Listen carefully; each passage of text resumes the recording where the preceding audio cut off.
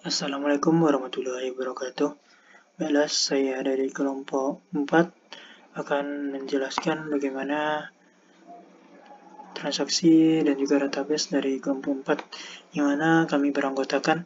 Yang pertama ada Faiza Zefania Putri dengan NIM 1013, yang kedua ada Muhammad Irsyadul Fikri dengan NIM 1015, yang ketiga ada Al-Amin dengan NIM 1017, dan yang terakhir ada Thomas Nabil Asfar dengan NIM 1019.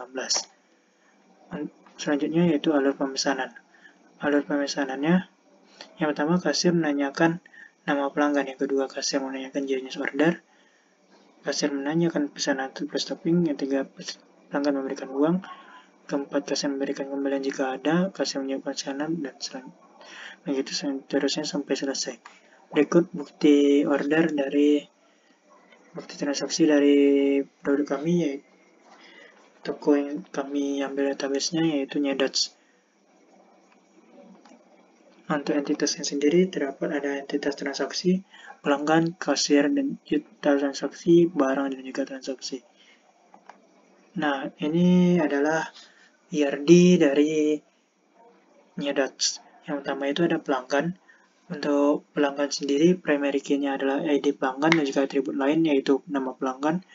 Yang kedua ada entitas transaksi, primary key-nya yaitu ID transaksi, atribut yang lainnya tanggal transaksi, waktu transaksi, total bayar, kembalian.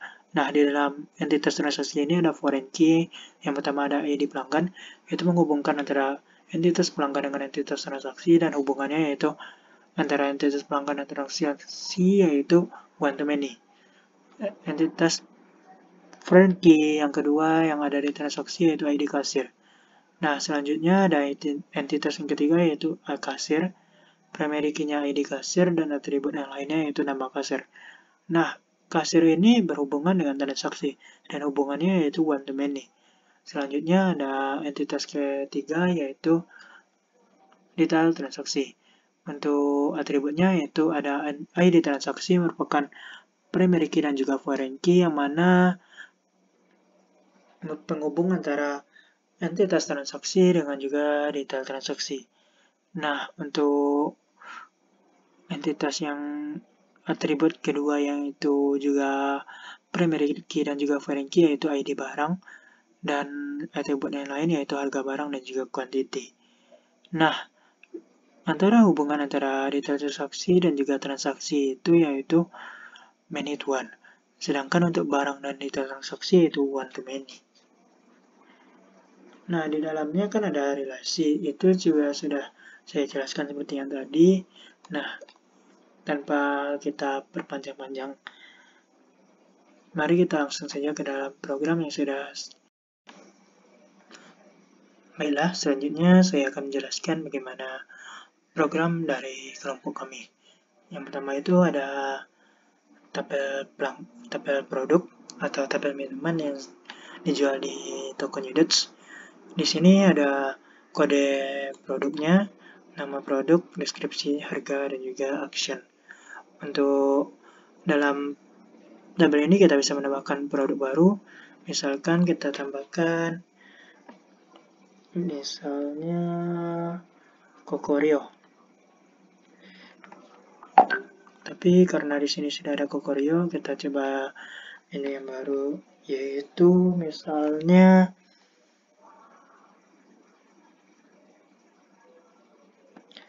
es jeruk ukuran medium. Jadi kita bikin kodenya EJM. Apanya kita bikin es jeruk M. Deskripsinya es jeruk medium. Harganya kita bikin 13.000. Kita simpan. Nah, akan muncul EJM, es jeruk medium. Harga 13.000. Nah, bagaimana jika kode yang kita masukkan itu sama dengan kode produk yang sudah ada? Misalnya ini ada Kokorio medium dengan kode COM. Kita coba COM. Namanya misalnya kita sembarang saja Pol. Deskripsinya sembarang aja, karena kita cuma mau ngetes apakah bisa atau tidak. Harganya juga sembarang aja. Kita pencet save. maka akan muncul peringatan kode telah digunakan. Nah, apakah ini masuk ke dalam tabel? Kita cek. Tidak ada.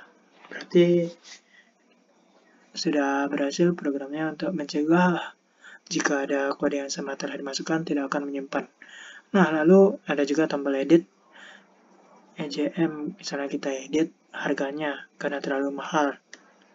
Kita ubah jadi 10.000. Lalu kita pencet update. Katanya produk detail has been updated successfully. Lalu kita cek apakah benar sudah diupdate. Nah, karena sudah berubah harganya berarti memang benar sudah diupdate. Lalu di sini ada juga tombol hapus. Tombol hapus ini berguna untuk menghapus produk yang tidak dijual lagi. Misalnya karamel vanilla. Lalu kita pencet hapus. Akan muncul terlebih dahulu peringatan karena tentu saja kita tidak ingin atau kita ingin mencegah produknya terhapus secara tidak sengaja. Lalu kita pencet tombol OK, maka akan hilang produk tadi. Lalu bagaimana untuk pelanggan? Untuk pelanggan kita bisa juga menambah pelanggan, misalnya PLG 05. Namanya misalnya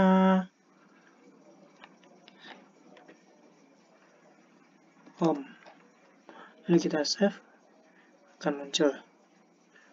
Lalu bagaimana jika kodenya sama? Apakah akan berfungsi seperti tabel produk tadi? Misalnya kita add PLG 01. Namanya kita ubah sembarang saja.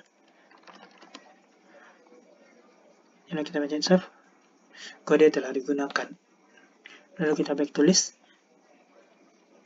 PLG 01 tidak ada data baru, yang juga PLG 01, dan untuk yang PLG 01 yang sebelumnya itu tidak berubah.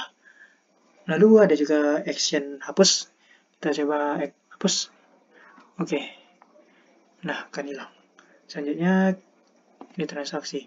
Untuk sekarang transaksi sudah ada transaksi pertama yang sudah saya tambahin tadi, yaitu dengan nama langganan totalnya. Lalu ada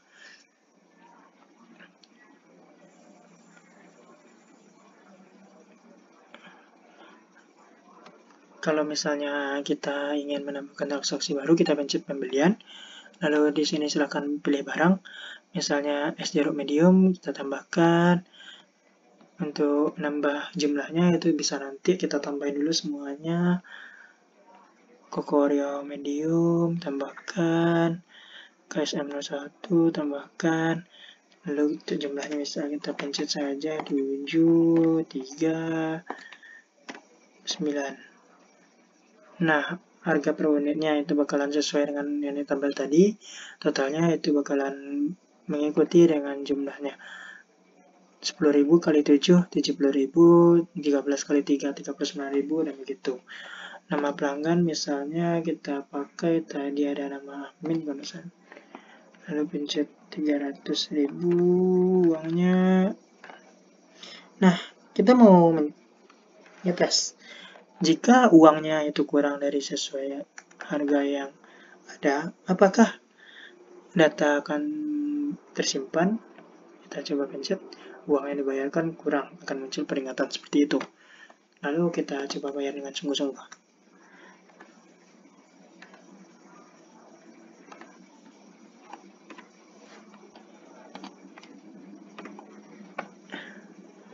Kita coba 280.000, kembaliannya 3.000, kita pencet simpan transaksi. Nah, itu akan muncul di tabel transaksi. Nama pelanggan admin, jumlah item 19, total harganya segini. Ini untuk transaksi kita bisa hapus juga seperti yang tadi. Misalnya kita hapus, akan juga muncul peringatan seperti tadi. Nah, lalu kita bisa juga nambah ngelihat tabel kasir. Ini ada tabel administrator yang sedang saya gunakan, kasir yang sedang saya gunakan. Yaitu, lalu ada misalnya kita tambah kasir, ada namanya pos, emailnya adalah pos@gmail.com. passwordnya pos 123456. Kita tes bagaimana jika password yang saya masukkan antara yang satu dengan yang selanjutnya itu beda. Apakah gagal atau tidak? Log 123 save, password doesn't match. Lalu kita masukkan yang benar, pos 12345, pos 12345. Lalu kita mencet save, maka akan selesai seperti ini. Nah, di sini kita juga bisa ngapus, misalnya kita hapus yang pos gmail.com, kita hapus, receipt rekaman peringatan juga, cek OK. Nah, akan terhapus. Oke, segitu saja dari kelompok kami untuk penjelasan program dan juga penjelasan IRD dan juga entitas yang ada kami gunakan. Sekian dari kelompok kami. Assalamualaikum warahmatullahi wabarakatuh.